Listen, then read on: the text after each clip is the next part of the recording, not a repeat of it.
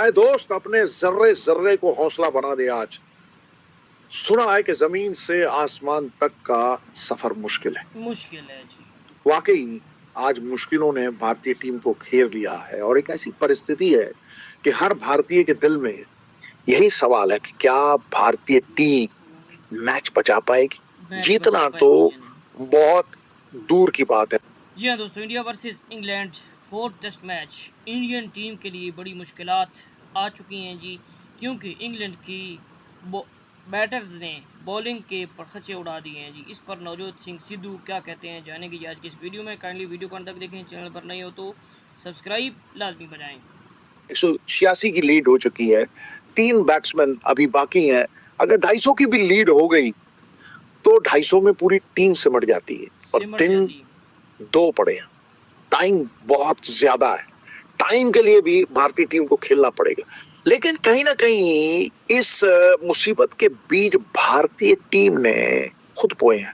इंसान अपना मुकद्दर खुद बनाता है और बाद में उसे ओनी का नाम दे देता है। गुरु, आपसे कॉम्बिनेशन ही नहीं बन रहा।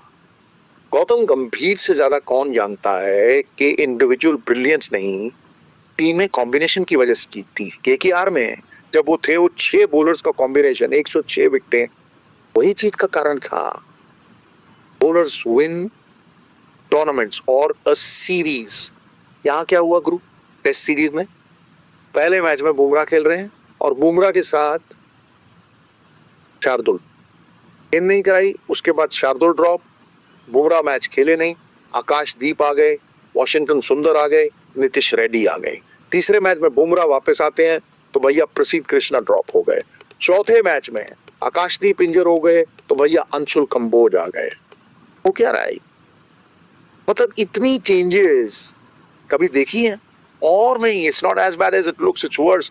अब जब अगला मैच खेलोगे तो बुमराह नहीं होंगे, भैया वो ऋषभ पंत भी नहीं होंगे। हो सकता है आप अंशुल कंबोज को भी ना खिलाओ। जिस तरह से 125-30 पे वो गेंद डाल रहे हैं, गेंद उस रफ्तार से जा नहीं रही। तो इतनी थोक में चेंजेस जो हैं वो टीम के कॉम्बिनेशन को बारंबार हिला देती हैं। The good old adages, a tree often transplanted never yields any fruit. पेड़ को उखाड़ के बार बार लगाते रहोगे, ये chopping and changing is not going to help India. Clarity of thought, no clutter in the mind, is the only solution. And the big question, where is Kuldeep? Why? देखिए, अगर आप भारतीय टीम की बॉलिंग को देखिए तो मुझे लग रहा है 2-2.5 बॉलर थे आज। और जिस तरह की बॉडी लैंग्वेज थी, जिस तरह से शोल्डर ड्रॉप कर गए थे, जिस तरह से बुमराह, देखिए बुमराह अगर मुक्का दीपक पान है ना, धड़ का दीपक जो है वो प्राण है। और भारतीय टीम की बॉलिंग के जान और प्राण बुमराह में बसते हैं। पहले टेस्ट मैच में 40% गेंद 140 की पेस के ऊपर गेंद कर रहे थे पहले टेस्ट मैच। उसके बाद अगला टेस्ट मैच जो खेले बुमराह तो करीब करीब 27% गेंद जो है वो 140 के ऊपर कर रहे थे। लेकिन आज सिर्फ एक गेंद 140 के ऊपर जी बुमराह ने की है। तो कहीं ना कहीं इंजन ही थका हुआ लग रहा है गुरु। और सिराज को अगर आप देखें और अंशुल कंबोज को देखें, 125-30। अरे यार, इतना तो अनिल कुंबले गेंद डाल देते थे तेज। मैं नहीं कह रहा हूं कि पहला टेस्ट मैच है, लेकिन ऐसी बॉलिंग के साथ शार्दुल ठाकुर, यही तो मैंने कहा था कि भैया आपको 30-40 रन वो देंगे, पर क्या 5 विकेट? 5 विकेट की बात छोड़ो। अरे भाई, 15 ओवर 90 तुले जो प्रसिद्ध ने डाले थे, वो डालना क्या क्षमता है? और मुझे इतनी हैरानगी हुई है आज कि 68वें ओवर में आपने अपने हीरो जो पिछले मैच में 4 विकेट लिए बैठा था, जिसकी वो ड्रिफ्टिंग डिलीवरी जो है वो इरापाली प्रसन्ना की याद कराती थी। और यहाँ पे मैं आप सबको याद दिला दूं, यहाँ पे शेन वॉर्न से लेके PS चंद्रशेखर, बिशन सिंह बेदी से लेके हरभजन सिंह कुंबले से लेके कितने स्पिनर्स ने, नेथन लायन, कितने स्पिनर्स ने मैच जिताए। और ये वो ग्राउंड है जहां पे बॉल ऑफ द सेंचुरी जिसने माइक गैटिंग को आउट किया था, वो भी ड्रिफ्ट करके आई थी। देखिए, एक ऑफ स्पिनर्स के लिए दूसरा शब्द आया था, दूसरा। उसमें ये रिस्ट का एंगल करके ना ऐसे उंगली की तरह गेंद पड़ के ऐसे बाहर जाती थी। लेकिन ये ड्रिफ्टर जो है, ये ऑर्थोडॉक्स है कि हवा में आपको ऐसा लगता है कि गेंद टर्न होगी, लेकिन पड़ने के बाद गेंद सीधी जाती है। इस तरह से स्लिट में आज वो रूट को कैच आउट करवाया, या मतलब जो केएल राहुल ने कैच पकड़ा और जिस तरह से बुक्स को बीट किया वॉशिंगटन सुंदर ने, 68वें ओवर में उनकी याद आई। तो ये क्या दर्शाता है? क्या गिल एक स्पिनर्स कैप्टन हैं भी या नहीं? तो इससे आइडेंटिटी क्राइसिस उत्पन्न होता है। बॉलर में विश्वास खत्म हो जाता है। अगला सोचता है यार 70वें ओवर में मुझे लेके आए हैं, 68 ओवर्स अपॉन, मैं 4 विकेटें लिए बैठा हूं, भैया मेरे अंदर होंद है, कप्तान में विश्वास है।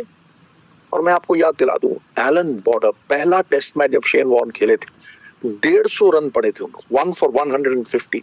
शास्त्री ने मार मार छक्के, मैं कह रहा हूं भुरकस निकाल दिया था। उसके बाद वहां गए श्रीलंका में, वहां फिर मारते, कलू उतरना क्या, गुरु सिंह क्या, धाएं धाएं 100 रन फिर दी। लेकिन बॉर्डर में कहा कि ये मेरा चुटका इक्का है, डिनर पे लेके गया, you are the best, you will win it for us. और मेरे ख्याल 60-70 रन पे 3 विकेट लिए वॉर्न ने आके।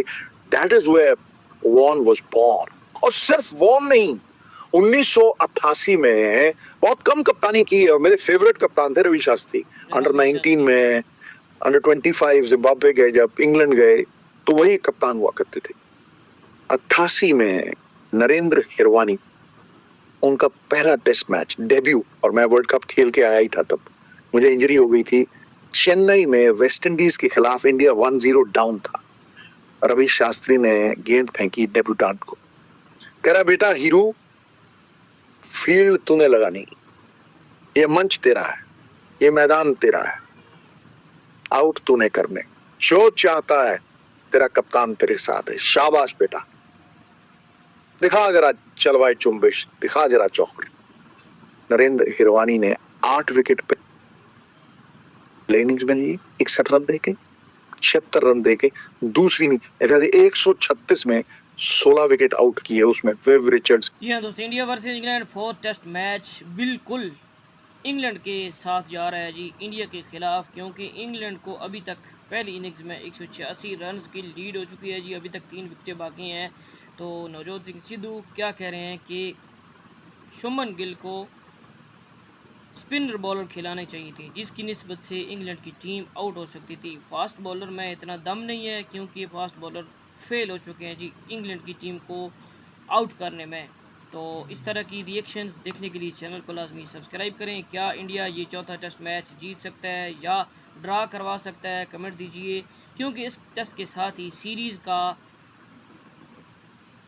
पता चल जाएगा कि सीरीज़ कौन जीतेगा, क्योंकि 2-1 से इंग्लैंड का पलड़ा भारी है जी।